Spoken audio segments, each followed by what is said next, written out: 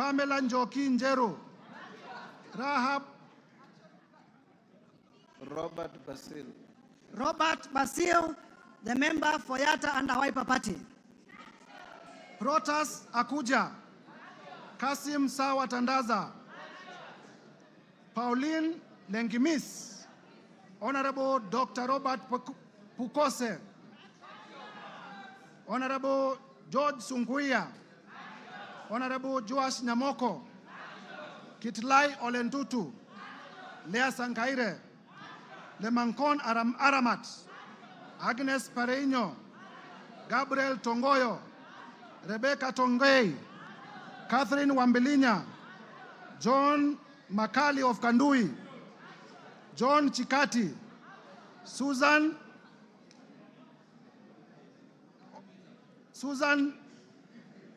of Tharaka Nithi, the women rep for Tharaka Nithi County.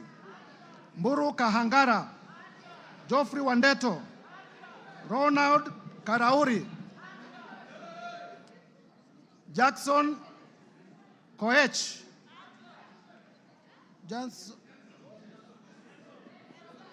Jackson Kosgei of Baringo. Adams Kipsanai. Kagogo Bowen. Jematia Sergon. William Kamket. Catherine Ngalechei. Ruben Kiborek. Kimaiyo Gideon. Musa Sirma. Joseph Kipkarus. Joshua Kandie. Charles Kamuren. John Waluke. Richard Yagon. Richard Kilel. Brighton Yagon. Francis Sigei. Kipngetich Koech. Lynette Chepkoril Toto. Justice Kemei. Nelson Koech. Beatrice Kemei. Joseph Cherorot. Kibet Komugoi. Hilary Kosigei. Benjamin Langat. Mutai Alfred Kiprono. Liza Chelule. Joseph Tonui. Paul Chebor. Fred Kapondi. Lilian Sioi. Naomi Jilo Wako. Faisal Abdi Bader. Alpha Miruka of Bamajoke Charge. Deko Baro. Innocent Obiri. Ogola Gideon. Honorable Sabina Chege, the party leader of the Jubilee Party. Peter Lochakamping of Sigor. Samuel Chemulel. Rael Kasiwai. David Kosing. Titus Lote. Joseph Samal Womwa. Honorable, the handwriting is sometimes difficult, right? The member for Samburu North. Eli. The Honorable Letipila Eli. Lelitila Lady of Samburu North. The Honorable Kareke Mbiuki. The Honorable Martin Pepela. Wanami Wamboka. David Ochieng. Ferdinand Kevin Wanyonyi. Gladys Boss Chepkosgei Sholei, the women rep for Sinigishu and my former teacher. Paul Kibchil Biego. Marianne Kitani. Samuel Kiprono Chepkonga. Janet Sitienei. Muge Chepkosgei Cynthia. Joses Kosgei Lelmengit. David Kiplagat. Julius Kipibiwot. Julius K. Ruto. Bernard Kitur. Phyllis Barto, Professor. Oscar K. Sudi. Engineer Oscar Sudi. Dan Wanyama. Honorable Dr. Adagala Beatrice. Amina Dika. Abdi Ali Abdi. Hussein Abdi Bare. Gonzi Rai. Ibrahim Abdi Sanei. Honorable Ker Kasim. Honorable Sala Farah, Karoli Omondi, Robert Gishimu, Michael Mushira, Jared Okello. Jared Okello is my last name, making a total of 291 members. Mr. Speaker. Yes, wind up. Honorable members, as we wind up, as I alluded earlier, I presented to the Clerk of the National Assembly, and this afternoon, I'm laying on the table of the House the following documents. Number one, the special motion dated 26th of September 2024 and received by the clerk on the 27th of September 2024, and I have it in my hands and I'll be laying it shortly. Number two, with this special motion, Mr. Speaker, I am also laying before the table of the House the list of 291 members of the National Assembly who signed in support of the motion. Mr. Speaker, number three, I will also be laying the bundle of evidence in support of the grounds in the motion. And number four, I will be laying the list of witnesses, all contained in this bundle. Mr. Speaker, Kenyans will be shocked. Indeed, Kenyans will be very shocked when we finally unravel and demonstrate the grounds and the supporting evidence.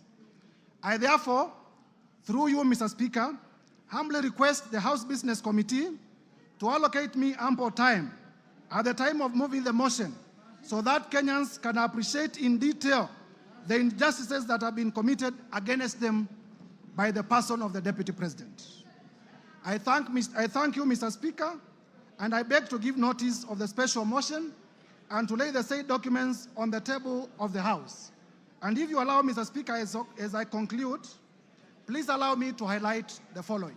Order. Mr. Speaker, I am a Christian, and I often read the Bible. And the Holy Bible, in the book of Proverbs 29 verse 16, says as follows: when the wicked are in authority, sin flourishes. But the godly, and mark the godly in small g, will live to see their downfall. That is the Holy Book as contained in the book of Proverbs 29:16. Further, Mr. Speaker, in the book of Mark, chapter 9, verses 42 to 47, it says as follows, and I quote: If anyone causes one of these little things, honorable members, Kenyans, please listen carefully. If anyone causes any one of these little things, those who believe in me, to stumble, it would be better for them if a large millstone were hung around their neck and they were thrown into the sea. 43, if your hand causes you to stumble, cut it off. It is better for you to end a life maimed than with two hands to go into hell, where the fire never goes out. 45, and if your foot causes you to stumble, cut it off. It is better for you to end a life crippled than to have 2 feet and to be thrown into hell. And if your eye causes you to stumble, pluck it out. It is better for you to enter the kingdom of God with 1 eye than to have 2 eyes and be thrown into hell.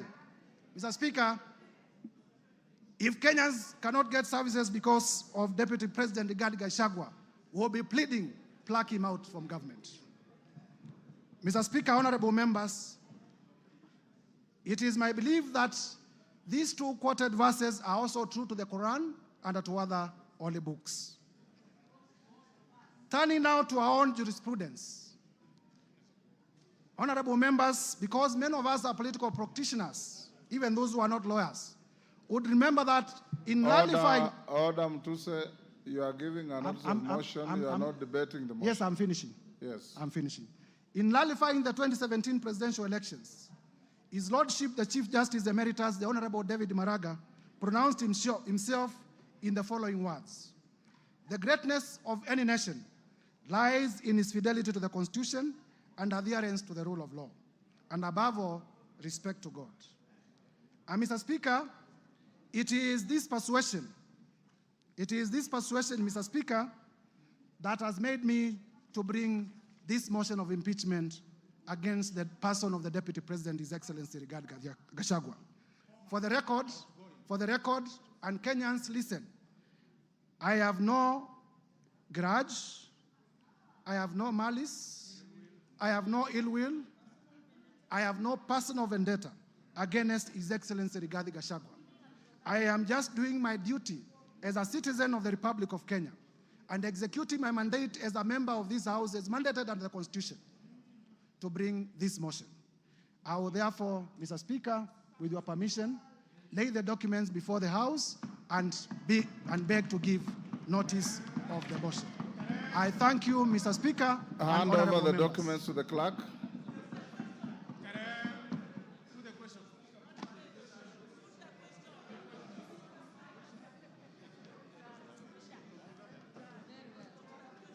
Yes, Ruku, what is it? Order, members. Ruku, what is it? Honorable Speaker. In relation to the motion? Yes. What is it?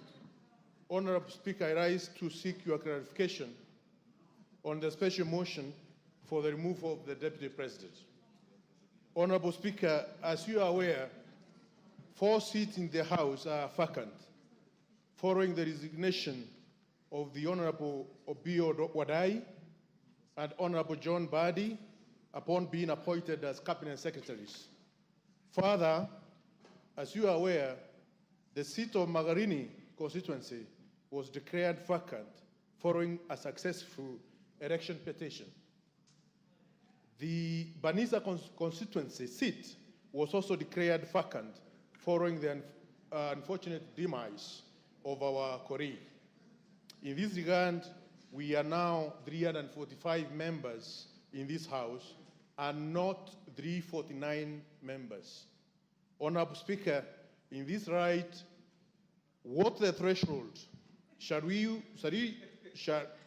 use to determine whether the special motion, what is the threshold, Mr. Speaker, shall you use to determine whether the special motion meets the constitutional threshold?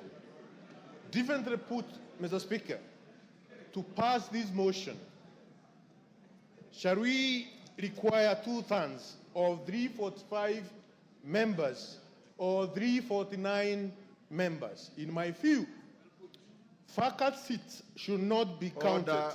You can't ask a question and answer it. You cannot ask the question and answer it. Honorable Speaker, let me prosecute. I'm trying to prosecute my point of order. In my view, vacant seat should not be counted in determining the voting threshold. Further, I wish to seek your clarification on whether our proceedings are varied in the right of the 4 vacant seats. Thank you, Honorable Speaker. Thank you. You've made your point. Bashir?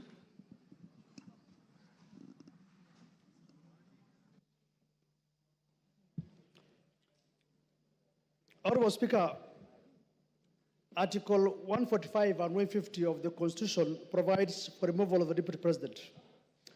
Our standing order goes to great length on the same to explain the procedure for removal of the Deputy President, as stipulated under Standing Orders 64 and 65.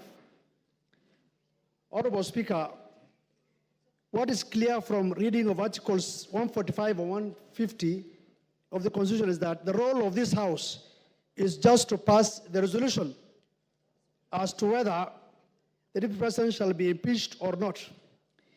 It is the exclusive role of the Senate to conduct the trial process. Simply put, we are the initiators and the Senate will be the trial house. Honorable Speaker, Consequently, I seek your guidance on whether it is necessary to invite the Deputy President to this House in terms of the right to be heard, noting we have nothing to do with the real process. In my view, the Deputy President shall be required to appear before the Senate, but nevertheless, I seek your indulgence on this matter. Thank you, Honorable Speaker.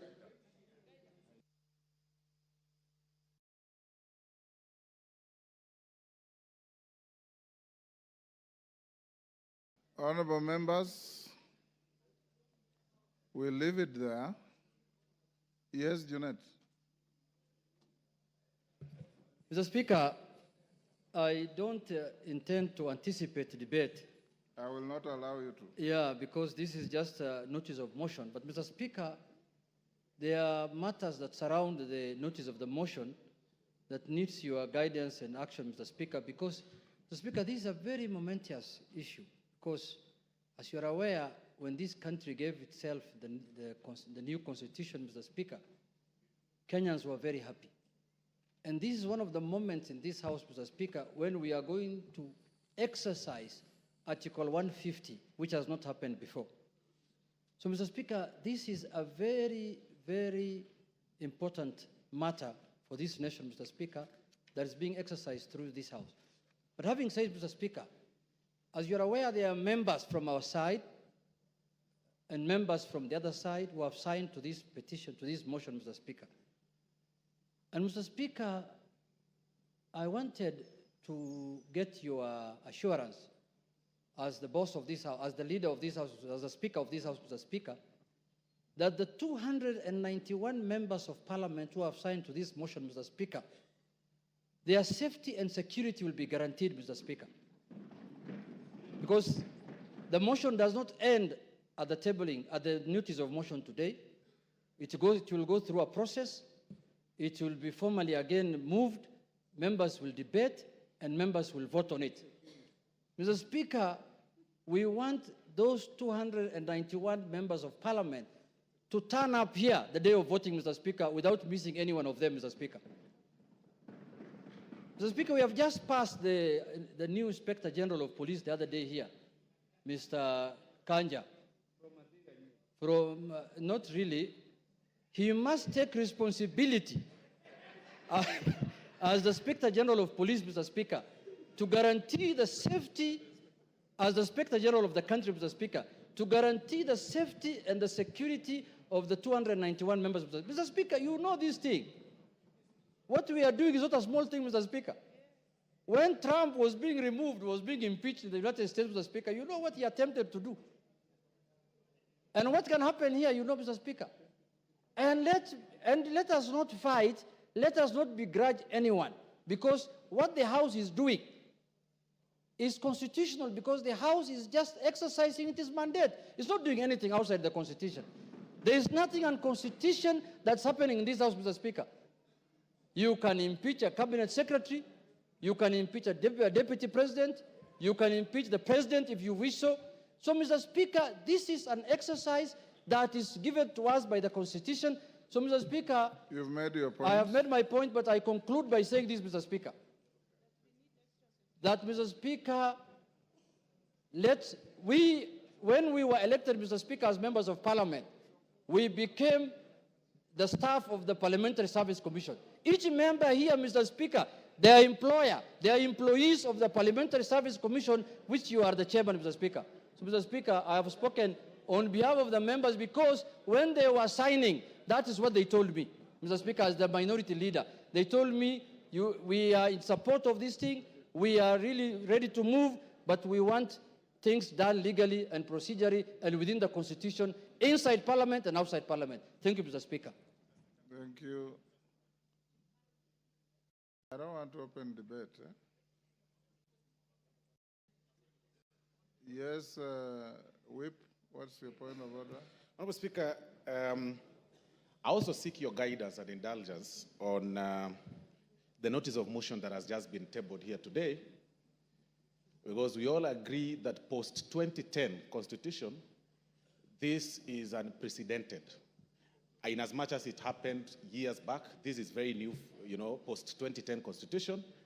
and we will need a bit of some guidance. Ordinarily, Honorable Speaker, any motion that is brought before this House and that is of public interest goes through the entire process, including public participation, Honorable Speaker. I need to seek your guidance and indulgence on the place for public participation as far as this notice of motion is concerned. Because looking at the jurisprudence that has been made by the courts and the lower legislative arm, which is the county assemblies, on the impeachment of the governors and deputy governors, Honorable Speaker, you will realize and notice that many impeached governors or their deputies challenge their impeachment based on the process of public participation, Honorable Speaker. This is unprecedented, and of course it's my view that to replicate the same, to what happens on the impeachment of governors and deputy governors, and they invoke the element of public participation across the country. You've made your point. Thank you, sir. Yes, Majority Leader. Before you, Majority Leader, Farah has been raising his hand. I'll give you 1 minute, Farah. Mr. Speaker, I also join the other colleagues in this, but I've just one very important, most important in this country to raise. Not only do we have to protect the lives of 291 members of parliament who have appended their signature there, we must also protect the system. The IG must protect our president to the hilt. Because you know the kind of a constitution we have. Any reckless thug can decide to change the course of history if, God forbid, anything were to happen to our president. You get my point? And there are people who we have been so worried lately, I get the feeling that they can even have the capacity to plan something like that. Let us make sure this information goes out. Our president must be protected to the hilt until this motion is over. Because if, God forbid, anything were to happen, then we have something much bigger to worry about. Thank you. And those guys are... You're the last on that. Thank you, Honorable Speaker. My Honorable Speaker, if you will indulge me, I'll add something on security. But before that is on Standing Order 85, Honorable Speaker. 85-2, which, Honorable Speaker, would beg, even as you guide members, that members listen, that it shall be out of order to anticipate the debate of a motion of which notice has been given by discussion upon a substantive motion or amendment and all that is said in the standing orders, Honorable Speaker. And I say this, Honorable Speaker, because I know we are in an open and transparent society, and many of us will be invited to media stations to discuss this impeachment motion which notice has been given today. Just to caution members that it will be completely out of order to discuss the substance of the motion in media stations before debate, as is contained in our standing orders. So when we're invited to media stations, maybe we be guarded in what we discuss, so that we do not go into the substance of the motion until we are done with debate. After debate, Honorable Speaker, we are all at liberty to discuss, and that includes, Honorable Speaker, both those who have appended their signatures, like myself, and the other few who have not appended their signatures, Honorable Speaker. The 58 members who have not appended their signatures. Honorable Speaker, just to add on to what the Honorable Farah and Honorable Junet have said, Honorable Speaker, the security of members of parliament is paramount. Honorable Speaker, I say that looking at you, because you know on the 25th of June this year, Honorable Speaker, none other than yourself, you were a target, and you know that.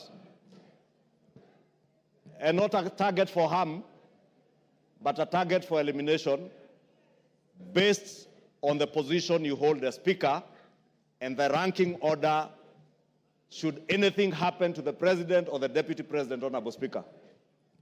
Honorable Speaker, I want to beg that you take with a little more weight the issues raised by Honorable Junet and Honorable Farah Maalim, because, Honorable Speaker, we have seen it on social media, we have been told by certain quarters that before March of 2025, they say bendera itapepea mlingoti nusu. Honorable Speaker, these are weighty issues. And I hear what the Honorable Farah Maalim is saying on the security of the President, and we have no business to advise the Inspector General and the Director of the National Intelligence Service on what to do. But for members of this House, all the 349 of them, Honorable Speaker, you must direct the Inspector General of Police, who was approved by this House less than a month ago, to ensure that when this House is sitting within the precincts of Parliament and even outside and including committees of this House sitting, Honorable Speaker, members are secured. Thank you. And even in their homes, Honorable Speaker, they are secured. Because, Honorable Speaker, I say this being privy to the information that I was privy to and you are privy to on the 25th of June, and knowing, Honorable Speaker, that as Honorable Junet has said, we are not dealing with an ordinary matter. We are not dealing with an ordinary man. We are dealing with a black man with a very black heart. Thank you, Honorable Speaker. Order, honorable members. Order. Order, members on their feet. Order, Deputy Speaker. Take your seat. Take your seats, those who are... Honorable members, those points raised, I'll address them later in the day. I want to direct members of the House Business Committee to retreat to room 9 so that we can have House Business Committee to address, among other things, the process of disposing of this motion in shortest time possible so that we don't maintain anxiety unnecessarily, and the issues that you have raised about public participation and others. So after the House Business Committee, the Speaker will come back to the House at about 5 and give you direction on what we shall do from here going forward. So I'll now direct the Deputy Speaker to come and take the seat so that members of the House Business Committee, Juneta and your team, Ichungo, your team, all troop to room 9 for a meeting immediately. I've closed that chapter, Mshomba. You didn't raise your hand when I was giving people. That chapter is closed. I'm sorry I didn't see you. Yes. Pardon?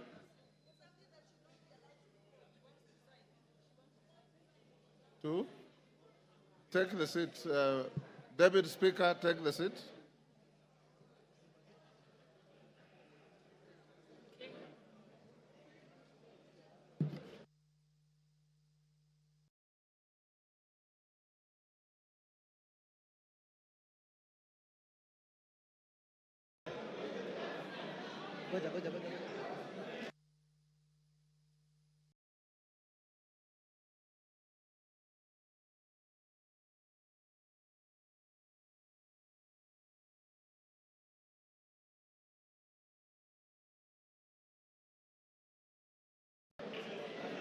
Next order.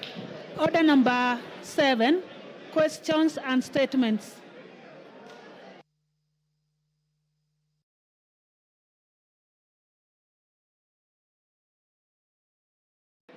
Honorable members, order. The Honorable Member for Funyula. You have a statement, Honorable Member for Funyula. Honorable Thank you, Honorable Speaker.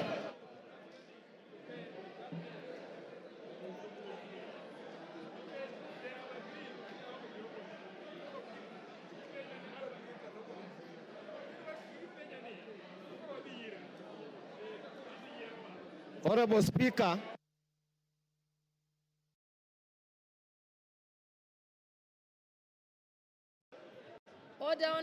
members.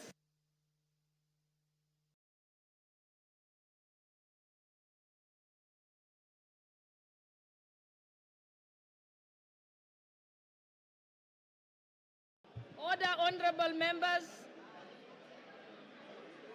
Order, honorable members.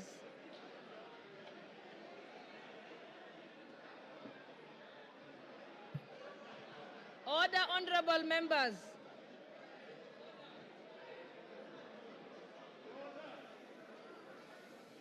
Order, honorable members.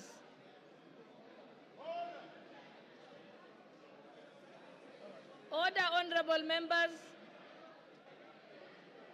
Okay, I think we can proceed. Honorable member for Funyula, why don't let's allow Dr. Pukose to make his statement, then you go next. Honorable Pukose, Chairperson of the Health Committee.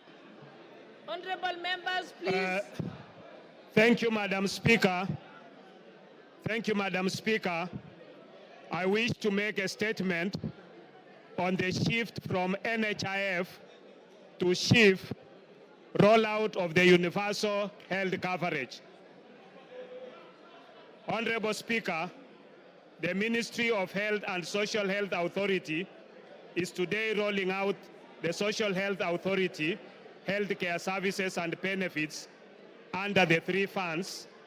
That is the Primary Health Care Fund, Social Health Insurance Fund, and the Emergency Chronic and Critical Illness Fund established under the Social Health Insurance Act number 16 of 2023 that was enacted by this House almost a year ago. This act is being operationalized by the government. Access to SHA healthcare services and the benefits being offered by SHA is being rolled out today, 1st October 2024. As the chairperson of the Departmental Committee on Health, I rise to give a statement on matters concerning the procurement of the Integrated Health Information Technology System by the Ministry of Health, which has elicited a lot of debate. Honorable Speaker, members of the Departmental Committee on Health have raised concerns regarding the procurement of this system.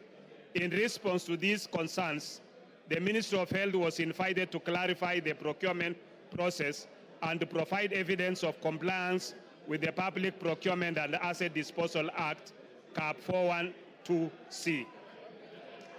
Honorable Speaker, the committee made the following observations from its engagements with the ministry. One, the Ministry of Health, through the State Department for Medical Services, undertook the procurement of Integrated Health Information Technology System as part of the implementation of universal health care in the country. The ministry submitted that the primary aim of this integrated system is to address the existing challenges in the healthcare sector, including issues of interoperability, data quality, accessibility, and affordability. The Ministry of Health is aligned with the Kenya Health Sector Strategic and Investment Plan, the Kenya Health Data Collaborative, and the Kenya Digital Economy Blueprint, all under the guidance of Section 105 of the Health Act, CAP 241. Honorable Speaker, the system procurement involves a contract valued at Kenya shillings 104,808,136,478, set to be executed over a 12-year period. The Ministry of Health has partnered with MS Safaricom PLC as a strategic partner with the procurement conducted under the specially permitted procurement procedure. The procurement covers the development and implementation of integrated health information technology system, including digital health care platforms. The tender is structured in two major cost components. Initial investment by the strategic partners of Kenya shillings 34,003,483,013 over 2 years, and infrastructure support and maintenance of Kenya shillings 70,804,653,465 over 10 years. In adherence to Public Procurement and Asset Disposal Act and the tender regulations, the ministry indicated that the procurement process began on 6 June 2023, when the then Cabinet Secretary for Health requested the use of the specially permitted procurement procedure for the medical equipment supply project, healthcare information technology, that's the transition project, and the supply of community health promoters, CHP kits. The National Treasury approved the request on 13 June 2023, subject to conditions regarding the preparation of tender documents that include specifications, conditions of tendering, and contracting and justification for the use of SPPP, detailing the procedure of onboarding the strategic partners. This process was followed by the ministry's compliance and further approvals. The bid documents were issued on 9th May 2024 and closed on 15th May 2024.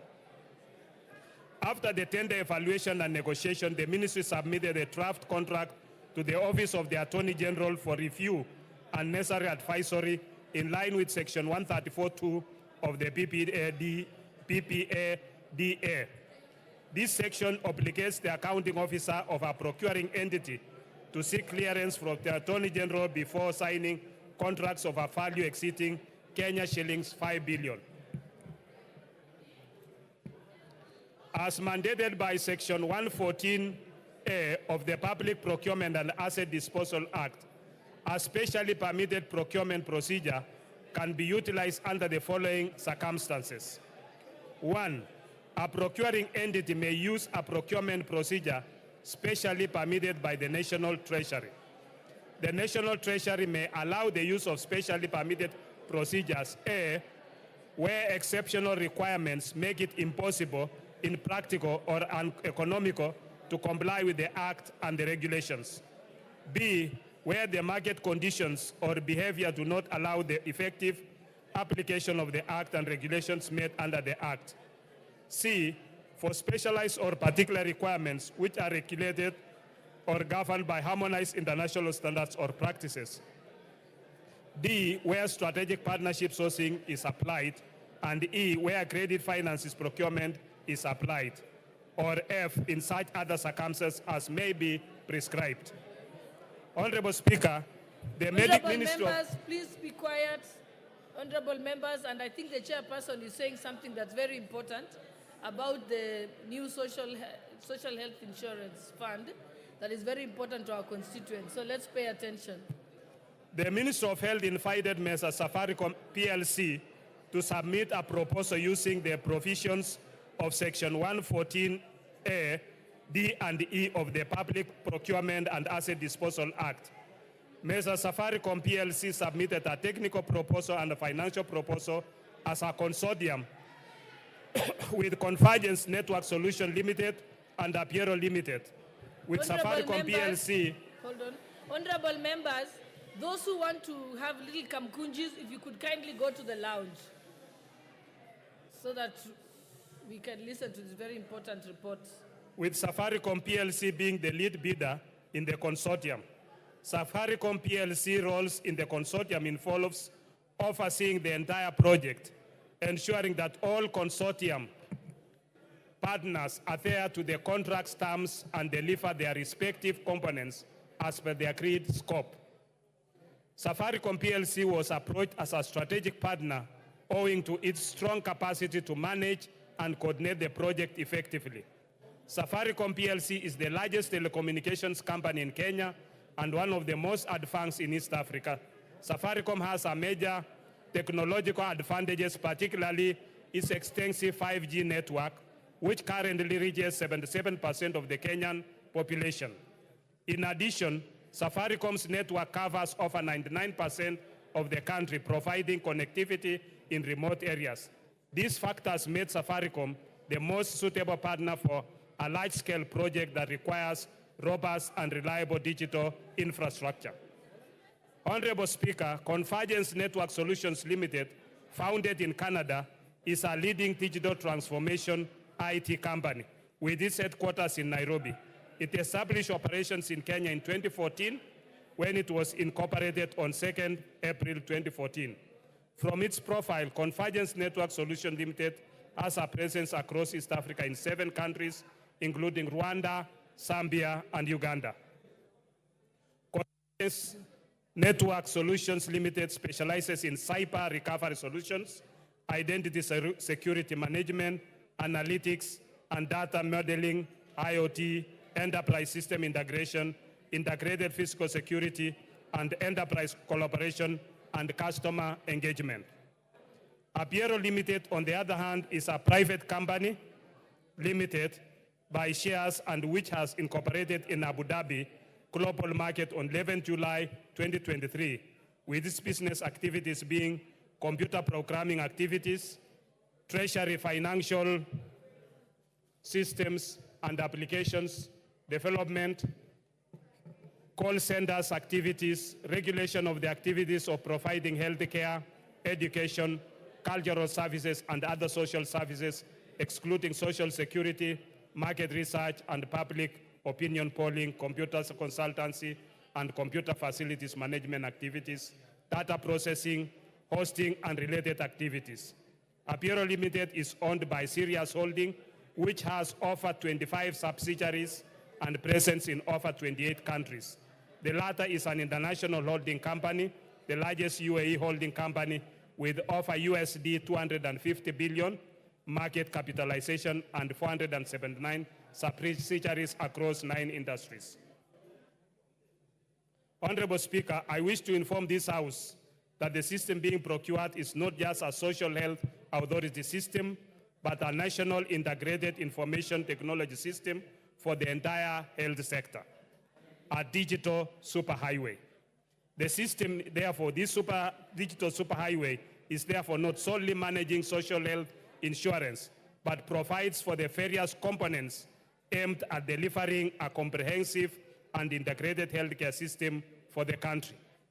These components encompass the development of a health information management system, a health information exchange platform, core business services such as provision of telemedicine and track and trace for pharmaceutical products, the Social Health Authority Insurance Management Platform, an enterprise resource planning system, national logistics and supply chain management software, a learning platform, a data lake, and analytics system, as well as the necessary digital health infrastructure to support these systems. The Ministry of Health averred to the committee that it secured the necessary approvals from the Cabinet Secretary for the National Treasury and the Attorney General for the use of the specially permitted procurement procedure, with main justification for the procurement of the system being the obligation set out in Section 105 of the Health Act, Cap 241 of 2017. This section provides for the establishment and maintenance of a comprehensive and integrated health information system by the Ministry of Health. The Ministry of Health also clarified that due diligence on the contract had been conducted by Kaplan and Stratton advocates and not Danton, Hamilton, Harrison, and Matthews as widely reported on social media. Honorable Speaker, the committee had also expressed concerns about electricity and network connectivity challenges in certain hospitals, especially in remote areas. The Ministry of Health and the Social Health Authority acknowledged the issue, noting that 4,065 health hospitals face difficulties with power and internet access. To mitigate these challenges, hospitals will receive devices with power banks for backup power. Additionally, the digital system will function in offline mode, ensuring hospitals can operate without internet access. The ministry is also collaborating with the Ministry of Energy to secure infrastructure upgrades, including reliable electricity, to facilitate the full implementation of the digital health system. The Ministry of Health further assured the committee that there are at least 3 connectivity lines available to support the system in case of system down or failure. Madam Speaker, the Ministry of Health and the Social Health Authority, in the meeting held with the committee yesterday, Monday, 30th September 2024, highlighted its preparedness on the rollout of the access to social health benefits. The Ministry of Health submitted that as of 28th September 2024, the SHA system had registered approximately 2 million new members, while 9 million members from the NHIF system were to be transitioned to the SHA platform. Honorable Speaker, in conclusion, the Integrated Health Information Technology System, if implemented by the Ministry of Health in the manner that the latter explained to the committee, would contribute significantly to the digitization and modernization of Kenya's healthcare system, ensuring accessible, affordable, and high-quality care for all Kenyans as envisioned in the Kenya Health Policy 2014 to 2030 and the Kenya Universal Health Coverage Policy 2020 to 2030. Thank you, Honorable Speaker. I submit. Thank you.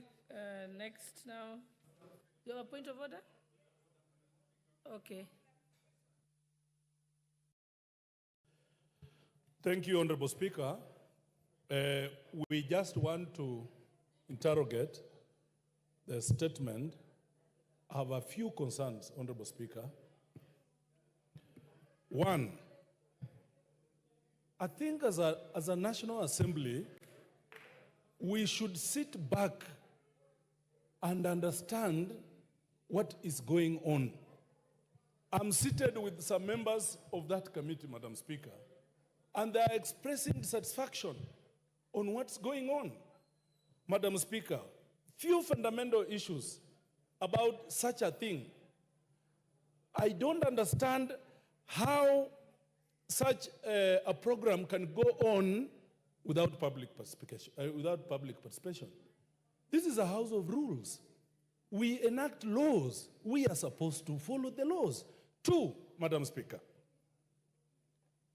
the greatest systems, most sophisticated, KRA, name them. I have never heard of a system that cost 1 or 4 billion. A system, Madam Speaker. I'm told the system, the platform that NHIF ran on, they only needed 700 million to upgrade. But a whooping 104 billion.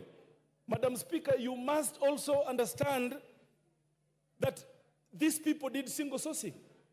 The government went for single sourcing for such an amount of money. We cannot allow this to go on in this country. We are saying, take a step back, go and listen to what Kenyans are saying. We cannot take all the important infrastructure of this government in one foreigner called Adani. We cannot. We cannot give him the airport. We cannot give him Ketraco. We cannot give him our health system. It's going to collapse. Lastly, Madam Speaker, I have read and interrogated this statement very well. The benefits that NHIF was giving were superior than the benefits this system is going to give, Madam Speaker. I want to beseech this National Assembly that when the country is headed in a wrong direction, we must say no. Let's step back and listen. This thing is a bad thing. It is causing damage to our country. We will not have a country at the end of the day. Mr. Chairman, sit back, go and follow processes.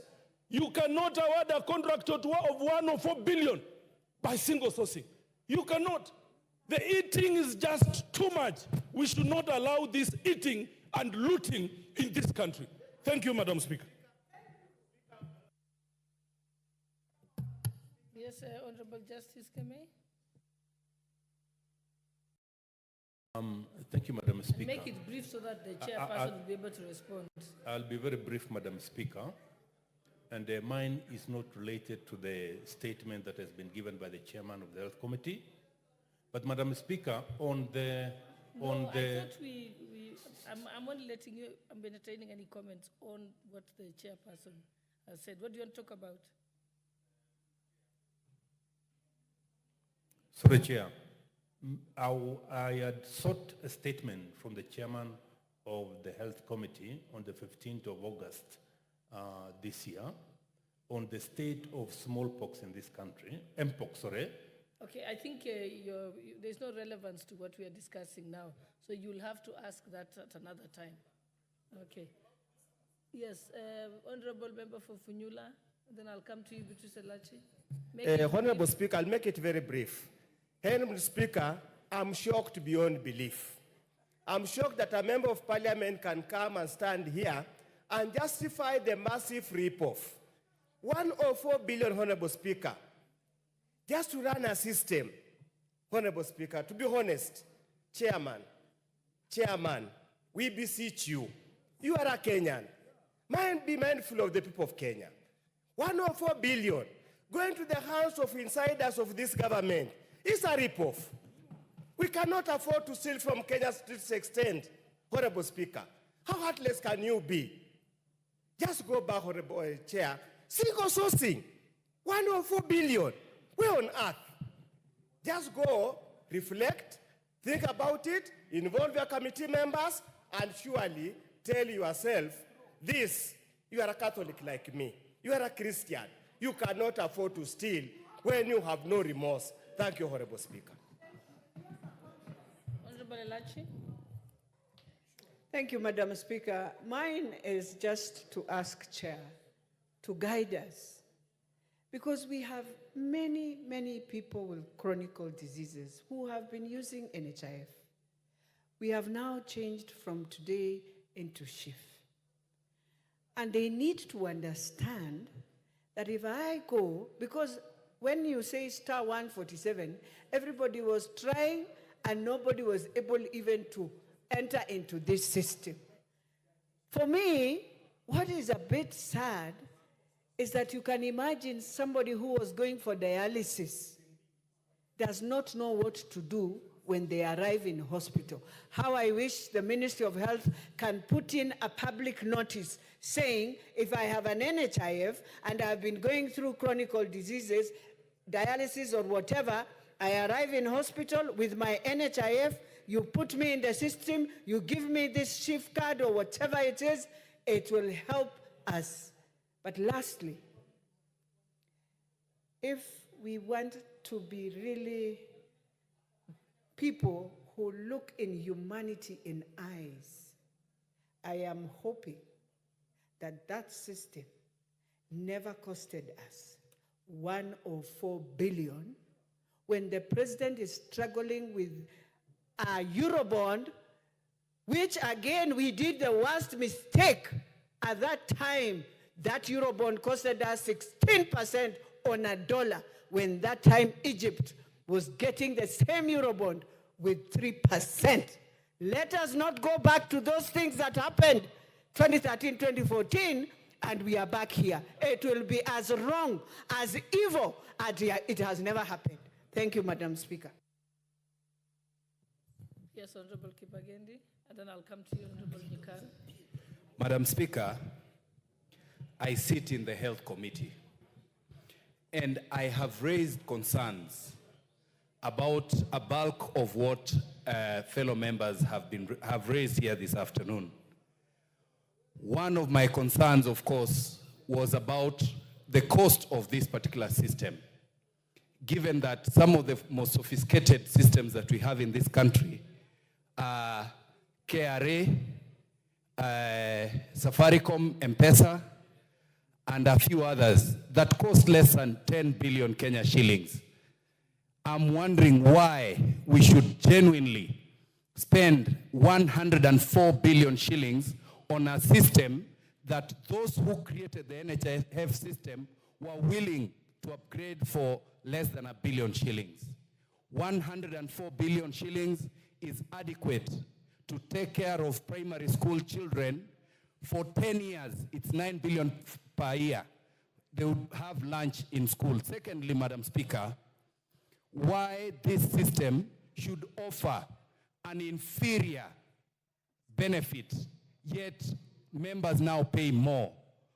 Imagine, Madam Speaker, they are saying in a family, you can only benefit, only one individual can benefit to go for diabetes tests per year, one person, and it's only 4,000 shillings. Only one person can benefit on matters to do with dental, and it's about 2,000 shillings. only one member in a family can benefit with optical medical care. It is absurd given what we had in NHIF. If indeed NHIF had issues, our focus should have been to review the claims management department. And today, Madam Speaker, I would like to bring to your attention that even in this social health authority, there is a scheme to outsource the core mandate of this particular authority, which is the claims management department. And that will be a loss of funds that would have been used to support poor Kenyans.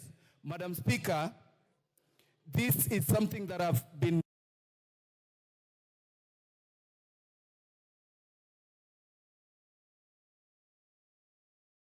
to request that through our committee, we step back and look at I've forgotten to mention, in our committee, we requested the ministry to produce even one photo of a public participation event. They could not produce even one. There was no public participation anywhere in this country. So, Madam Speaker, I would request as a member of that particular committee, and there is a lot that we can talk about.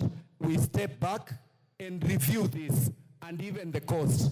I forgot to mention also that the companies that benefited from this particular contract have never developed any kind of this system anywhere in the world. One of them was just registered the other day in July. So you can imagine the haste in which those who intend to benefit from this had. Thank you, Madam Speaker. I think we just have one more voice, and then we can end this, and I'll allow the... Okay. All right, I'll go to Honorable Deputy Leader of Majority, and then I'll... Oh, yes, sorry. I'm sorry, Honorable Oren, yes. Honorable Nikal was next, then I'll come to you. Thank you, Chair. I'm a member of the Health Committee, and I'll stand here and say the statement our chair has read does not reflect the position of the members of that committee. Statement number one, and I say it with courage. Two, let me finish. What's your point of order? Madam Speaker, indeed, if members of the Health Committee are saying that what the statement the chairman has read to this House is not a representative of the views of members of the Health Committee, then why are we discussing it in the first place? Okay. Yeah, why are we discussing it, Madam? Okay. Is that in order? So let me allow Honorable Nikal, and then you will have a chance to respond to this, Honorable Bukose. Speaker, to begin with, we were not even aware that this statement was going to be made here. And when there are three issues here, one is the issue, the integrated health information system, the purchase of which is costing 104 billion. That's one issue. Issue number two is the transition process that Honorable Elachi was talking about. Issue number three is the issue of the outsourcing of claims. Let me talk about the issue of the integrated system. The information we got from the ministry as far as the procurement process was concerned, they followed the law as they interpreted it, but we were not satisfied. And these are the issues we raised, and we said we should get more information on. One, we could not ascertain whether the cabinet was actually aware of this. The procurement starts with the ministry, and you do not see any information behind that is linking with the cabinet. And at one time, the PS was saying the cabinet can be informed, given for information when you are purchasing at 104 billion. We didn't agree with that. Two, we were not satisfied that enough effort was made to get other institutions or other partners that would provide this at a lesser cost, even compete. It was not clear to us how Safaricom got the request for proposal and is the only one that got the request proposal. Why not others? And we said we will need that information later. Madam Speaker, it was not clear to us whether due diligence was done on the partners in the consortium where Safaricom was the lead, particularly Apiero, because there had been a lot of information about Apiero that we did not get, and we actually at the end of the meeting said we are either going to get that or we will do it ourselves. The ministry did not give us enough information on that due diligence. Madam Speaker, it was not clear to us how this money is going to be paid. When we asked the PS said it is the users. And Madam Speaker, this system is huge. It will even involve the private health institutions. It will even involve the regulatory authorities all the regulatory authorities and the health sector. It will even involve the health facilities in the counties. And it was not clear how these users will actually pay for it. And we were informed that they are going to do a cash flow, a simulation of how this will be paid. And we had not reached that level as yet. With that, Madam Speaker, we were not satisfied and we are surprised that our chair is reading this in this House. When it comes to transition, we were sure that the people were not given enough information, because what Honorable Lachi was asking was, if you have NHIF and we are transiting to SHA, will you get treatment? We were told, yes, when you go there, you will get treatment. But that information is not with the people. So we said, what is it that is being launched? You can launch the beginning of a process, but you cannot say you have shifted and people therefore will not get that service. So we were not satisfied. On outsourcing, on claims, that was one of the biggest issues we raised during the discussion on this law here. We asked and they said for the time being, SHA will do it itself. And we are not sure whether that is so, because the law provided that May. We were concerned about the May. Those who are here may remember. So, Madam Speaker, this, in the view of the committee, we have not reached a conclusion about this. So with that, Madam Speaker, I say it does not represent the view of members of the committee. Okay, let me give Honorable Makali the point of order. I will come to you so that you can respond. Just note them down. Thank you very much, Honorable Speaker. Honorable Speaker, Honorable Yikal is a ranking member in this House and a serious expert in matters health. He has made statements here, which I think, because this is a House of Records, he says the chair of this committee have submitted a report in this House which does not reflect the views of the committee members. Would I be in order, Honorable Chair, to demand that the chair of the committee tables in this House the minutes of the committee and a list of members who have signed for the adoption of that report? That's the only way we can clear the air. What's your point of order, Honorable KJ? I'll come to you. Let KJ make his... Madam Speaker, as much as this is a House of Records, it's also a House of procedure. It is also a House of traditions. To my mind, what has been laid on the floor of the House today is not the property of any committee. Neither is it the property of the chair. In fact, if I was keen enough to listen to what the chair said when they were moving this, the chairperson, Dr. Pukose, said that he's presenting as a ministry statement. And the ministry is at liberty to transmit statements to this House at any moment. And even responses that come from requests for statements actually are directed to chairpersons.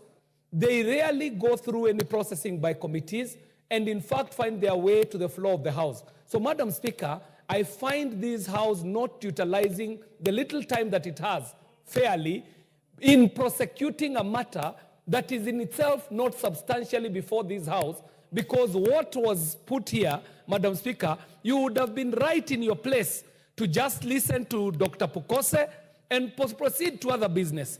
All he did is equivalent to a communication. It is equivalent to even a notice. It is equivalent to an announcement. To open it up to a debate is to take the statement to be a substantive motion before this House, which it is not. And we might open up a debate so that we maybe poster for cameras, or maybe so that we go on record, or maybe because we want to play to the gallery. But the truth of the matter is that there is no substantive motion before this House open for debate or even open for comment. It was just a statement that was laid on a momentous day when the ministry was transitioning from one order to the next order, and they, at their liberty, decided to communicate to this House. So, Madam Speaker, I do not see a place for debate or comments on a matter that is not a motion. And I say this because we are guided by standing orders. We might not be able to debate something that is not substantially before this House. Thank you very much, Madam Speaker. Honorable KJ, the tradition of the House has been that when members make statements or ask questions, usually if there is an interest by members to, comment on it, usually we'd allow them. So it's, but also, okay, Honorable Pukose, you're out of order. Don't speak from there. You will get a chance to respond, like I've said. Yeah, Honorable Owen, I've already corrected him, so it's done. I would like to say this, Honorable Speaker. Honorable Speaker, what I understood when the Honorable Pukose stood, he said he's issuing a statement. And Honorable Nyikal is a ranking member who I have a lot of respect. But it is also important to listen at the beginning. Was the Honorable Pukose laying a document from the committee, or was he laying a statement from the ministry? So if you actually come here and say you disown that the committee did not participate or agree on that statement, you are actually right, but on the wrong lane. He was not laying a position paper of the committee. He was laying a statement from the ministry.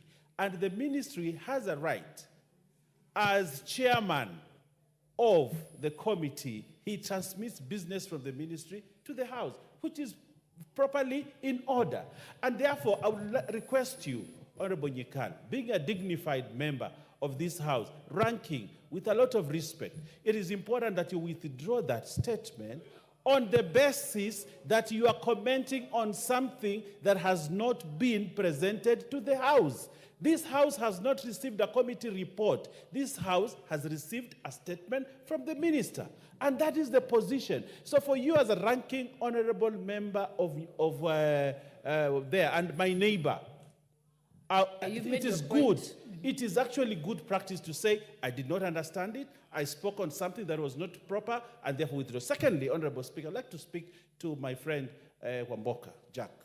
He has a good voice. He's very articulate, and he says a lot of things that people celebrate. But also, it is very important, Jack, that when you come to contradict a statement from the ministry, the tradition of the House is for you to substantiate your statements. Bring documentation, substantiate, say something contrary with proof, with facts, with documentation. Even what Kibagende did is just to hype something that does not exist. Because if they talk about Adani has done this, Adani has done this, yes, good practice that we have inherited from our forefathers in this House is that you come and substantiate and say, I have documentation here that shows contrary. I want to substantiate to say this. So, the statements that are being said here, Honorable Speaker, and it's very important that we protect programs that government have initiated that are going to take care of millions of Kenyans, like this program that is being rolled out. If we go out there say things without proof, without substantiating on those items. They kill a good government program just because somebody has an opportunity to come to Parliament and speak about them and is heard all over without substantiating. Honorable Speaker, we must take debate in this House to another threshold. The things that you come here and because you have a loud voice, you can say whatever you want to say and it carries the day. Honorable Speaker, if I were you sitting on that seat, I would have told them to withdraw those statements because they are not good for this country, they are not substantiated, and they are not statements of fact. They are not statements of facts, and Honorable Speaker, what they did was wrong. I applaud Honorable Pokose because he stands for what is true. I thank you, Honorable. Yeah.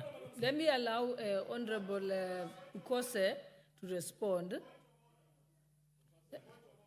What's your point of order, Modi Karoli? Madam Speaker, understanding order number 1, I think Honorable Owen Baya is completely out of order to try and undermine the authority of this House and the discretionary power that the Speaker has to allow any kind of debate to be admitted on the floor of this House, especially on a matter that is as important as this. And I hope you are not going to close it after the response of the chairman, because we have views. We don't sit in the committee. We have our views to present on the floor of the House. And we didn't ask them to come and make the statement. They made it. They've walked into our territory. We must have the opportunity now to speak. And I hope it will not be closed at that. Thank you, Madam Speaker. I think honorable members, let's allow Honorable Pokose to confirm so that he can clarify whether it's a ministry report or a committee report. And I think the members from the committee, I think if Honorable Pokose has admitted that it's a ministry report, then yes, it is true that it was not, didn't come through your committee. But let's allow him to respond so he can clarify those issues. And yes, this particular topic is very important to Kenyans. Madam Speaker, this is a statement. We are in order number 7, which is statement. And Honorable Speaker, you allowed me to make a statement on behalf of the ministry on the rollout from NHIF to SHIF. That is on the rollout of the universal health coverage, which is happening today. That was the basis in which I was given this position to make that statement. Unfortunately, my colleagues are assuming this is a committee report. No, it is not a committee report. This is a statement. I think that should be very distinguished. Secondly, Madam Speaker, the points which have been raised by my colleagues, Honorable Nyekal and the other members, are not in relevance to my statement. None of them has disputed any of what I've raised in this statement. They have actually gone ahead to make their own points based on what they know. And I think that is very wrong. It is based on hearsay. And Madam Speaker, when I brought this statement, the aim of this statement is to reassure Kenyans that today we are rolling out, we are moving from NHIF to SHIF. And when we are moving from NHIF to SHIF, people are worried outside there. Are we going to access our health services? That is the point. And in this report, I said 9 million of the people who are in NHIF are going to be moved to SHIF today or moving forward. It is not a one-off event. This is a transition. Today is the start, and it is moving. They have already registered about 2 million people into the SHIF system. Among the SHIF, people are talking of system. What is here is a digital superhighway. SHIF is just a small, the ERP for SHIF is just a small component of it. The rest is a huge component. And members, my committee members, Honorable Kibagendi, Honorable Nyekal, they are aware. And this is not, unfortunately, I listened to you. I didn't dispute what you are saying, but you are talking from an ignorant point. Because what is happening is you have... Give him a chance to complete explaining. You know, unfortunately, and this is where we get problems, because you want to go and explain to your people and you don't have facts. In this digital superhighway, it is connected to the national registration pariah and many other systems within it. It's a huge thing. It has two components. When we now go into the digital superhighway, it has two components. And this is not a SHA system. This is a digital health authority system. It's a Ministry of Health system. So what happens is you have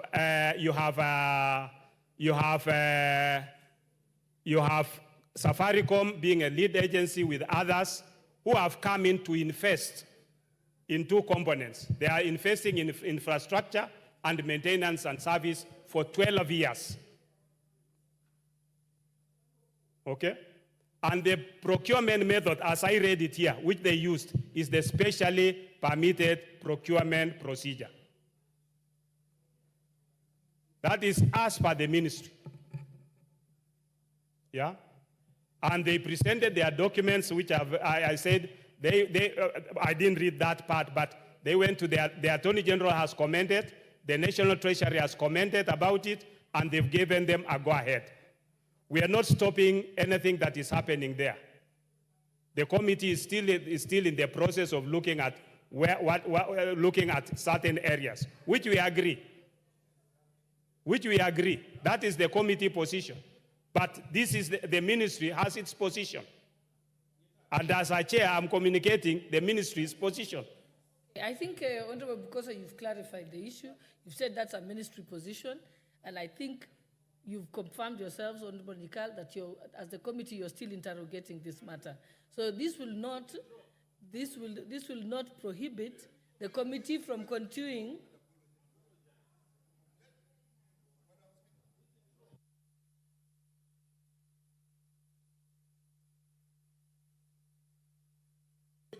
If a statement is being made, give me.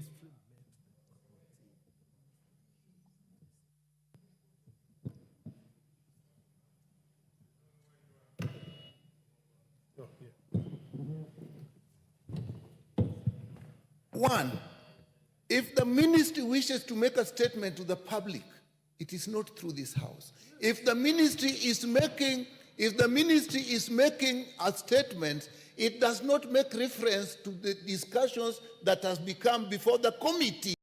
Once the ministry brings out the issues that they brought and discussed before the committee, it therefore becomes our discussion as well. So all the things were said, we met with the committee, we did this to the committee. You are therefore bringing the committee into what the ministry is saying.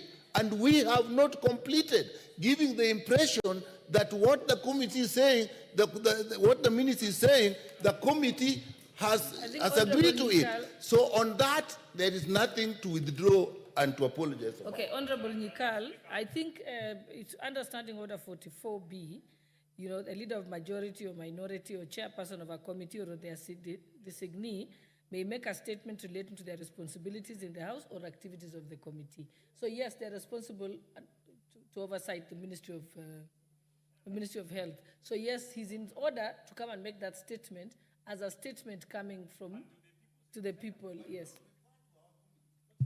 He hasn't referred to he didn't refer to. He has not referred to the committee, and I think he's made it clear.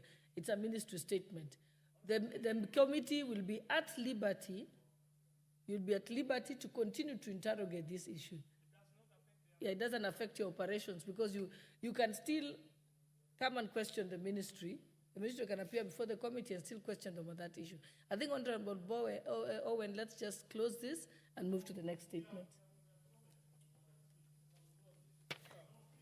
No, I think the comments were more based when people thought it was okay. I'll just allow you, Honorable Karoli, but thank you, Madam Speaker. Very briefly, though. Yes, normally I'm very brief. Madam Speaker, ever since this particular matter came into public limelight, I think both the country and the House are addressing the wrong issue. Let me explain why. What is being touted as being supplied by a consortium led by Safaricom is nothing other than an information management system.